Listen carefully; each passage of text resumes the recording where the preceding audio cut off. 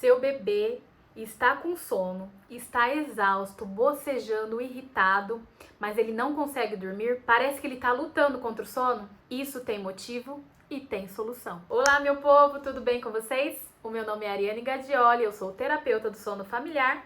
E antes de qualquer coisa, já dá um like nesse vídeo e se inscreve no meu canal. Quando eu digo lutar contra o sono, é quando a sua criança está irritada, cansada, pede colo, rejeita, chora e você sabe que tá na hora dele dormir porque já faz muito tempo que ele tá acordado, mas ele simplesmente não dorme. Isso não é birra, não é teimosia, isso é apenas uma resposta imatura do sistema nervoso. Isso é normal. Não é que ele não queira dormir, é que simplesmente ele não sabe se organizar sozinho para fazer isso. E é nesse vídeo que você vai aprender. Mas antes, comenta aqui pra mim.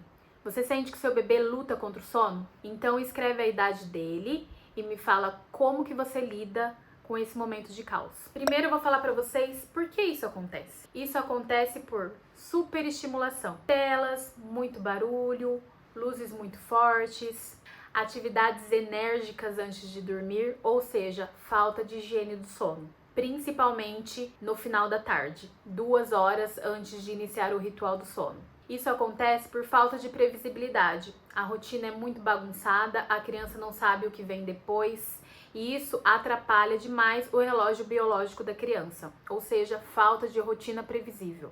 Isso também acontece pela fadiga extrema, ou seja, aquela criança está virada, já passou do ponto, é o que normalmente nós chamamos de efeito vulcânico.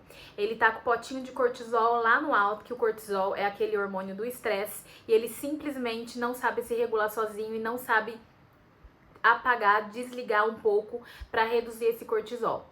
Então, nesse momento, não foi respeitada a capacidade de tempo acordado dessa criança e nem os sinais de sono. Ele também pode estar com algum desconforto físico ou desconforto emocional, como, por exemplo, dentes nascendo, mudança na rotina, no ambiente, é nova escola, a mãe tá voltando pro trabalho, é um irmãozinho novo, mudança de cama, transição de sonecas, saltos de desenvolvimento e até mesmo a angústia de separação, que acontece entre 8 e 9 meses, acontece também de novo com 1 ano e um pouquinho, às vezes até perto dos 2 anos de idade. E também pode ser que essa criança tenha uma associação muito forte ao sono, como por exemplo, só dormir mamando ou só dormir sendo embalado. Essa criança não sabe dormir sozinho, a não ser que ele tenha essa ajuda do seu cuidador, normalmente é a mãe.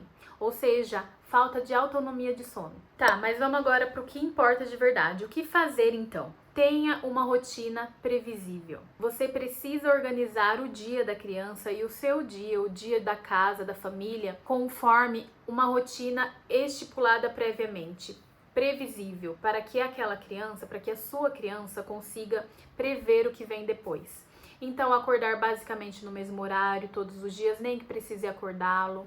Ter o lanche basicamente no mesmo horário, o almoço no mesmo horário, as sonecas, enquanto não tiver nesse momento de transição de sonecas, basicamente no mesmo horário, com pouca variação. É comum a gente variar um pouco, né? Ou até 1 hora para mais ou para menos o início do dia, o início do sono noturno, e tá tudo bem. Mas tenha uma rotina previsível o mais possível que você conseguir, porque isso ajuda a criança a prever o que vem depois, então ele não chega assim, caiu de paraquedas naquele momento do sono e ele já está preparado para aquilo. Tenha sempre rituais de sono, tanto para sonecas quanto para os sonos noturnos.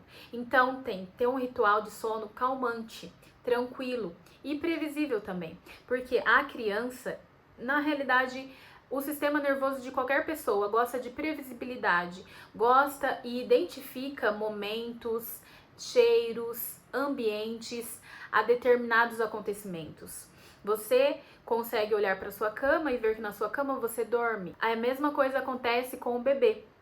Quando ele é levado para o quarto, ele já consegue prever, ele já consegue sentir e se preparar para esse sono que está chegando.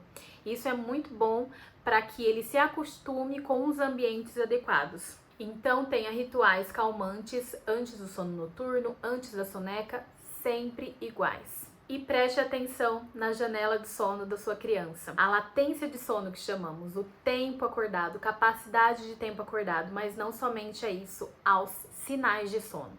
Cada criança vai ter uma capacidade de tempo acordado de acordo com a sua idade, mas isso também varia de criança para criança.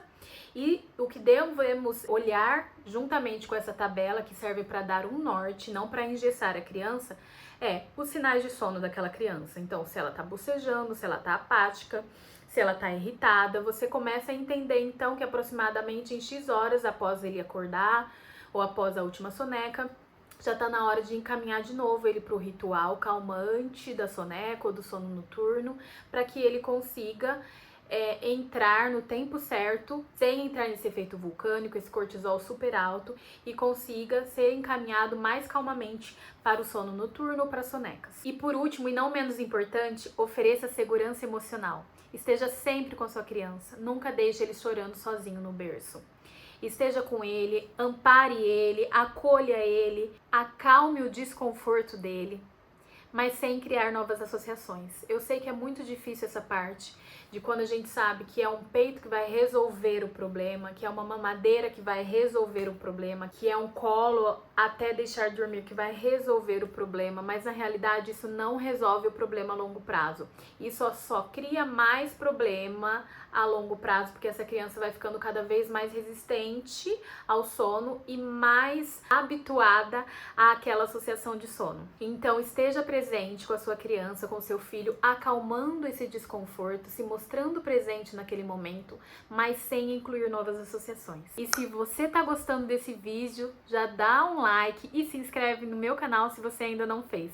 Isso me motiva a trazer mais conteúdos de valor. Tá, Ariane, mas o que fazer na hora do caos? Porque você falou, mas na hora do caos eu continuo sem saber o que fazer. Na hora do caos, sobreviva. Neste momento que você está passando, na hora do caos, do efeito vulcânico, do cortisol alto, infelizmente, essas orientações que eu dei, que é ter uma rotina previsível, rituais de sonos consistentes, higiene do sono, todas essas coisas, né? Estar presente, não vai ajudar. Porque ele já tá no caos, ele já tá no efeito vulcânico. Então, nesse momento, o que a gente precisa fazer? Sobreviver. O que é sobreviver, Ariane? Sobreviver é deite com ele, faça soneca com ele, comece o início do sono noturno com ele, deixe ele dormir mesmo no seu peito ou no seu colo por 1, 2 horas, pelo menos para ele se revigorar. Aceite esse momento, abrace esse momento não é eterno, esse momento passa. E no próximo bloco de sono ou no próximo dia, quando a sua emoção estiver regulada, quando você estiver bem, passando essa segurança, essa confiança para o seu bebê, para a sua criança, então você começa, volta e faça tudo conforme eu expliquei para você agora. Rotina previsível, rituais calmantes, observe a janela de sono do seu bebê, a capacidade de tempo acordado, mais sinais de sono, esteja presente, mas sem oferecer mais associações de sono forte com o sono. Faça pelo menos por 2 semanas, respeitosamente, todos esses passos que eu falei para vocês. Na hora do caos, simplesmente sobreviva, abrace o seu momento, aceite esse momento como um momento para você minimamente tentar descansar também, para que no próximo dia ou na próxima janela de tempo acordado você consiga colocar esses passos que eu te ensinei nesse vídeo. E você volta aqui para me dizer em 2 semanas aplicando essas estratégias e, é claro, mudando o ambiente, deixando ele bem escurinho, sem barulho, talvez coloque um sonzinho da chuva para tocar durante todo o tempo que ele estiver dormindo, tanto a soneca quanto o sono noturno, né? Coisas que eu já ensinei para vocês aqui nesse canal. E volte para me contar em 2 semanas o milagre que aconteceu. Se o seu bebê, ele não consegue dormir de jeito nenhum, não é porque ele não quer dormir, não é porque ele tá desobediente, não é porque ele tá te testando a paciência, é simplesmente a forma que ele encontra de pedir socorro, para que você consiga encaminhar ele, que você consiga ensiná-lo a fazer isso. E com o tempo ele vai conseguir fazer isso sozinho. Quando você entende o que está por detrás do comportamento, você começa a parar de sentir raiva, a parar de sentir angústia, a parar de se sentir impotente e começa a usar as ferramentas certas para que o sono flua. E por falar em raiva, o que você sente quando o choro do seu bebê não passa? Você sabe o que o choro do seu bebê está comunicando? Será que a sua intolerância ao choro não está atrapalhando mais do que ajudando? Te espero nesse vídeo aqui.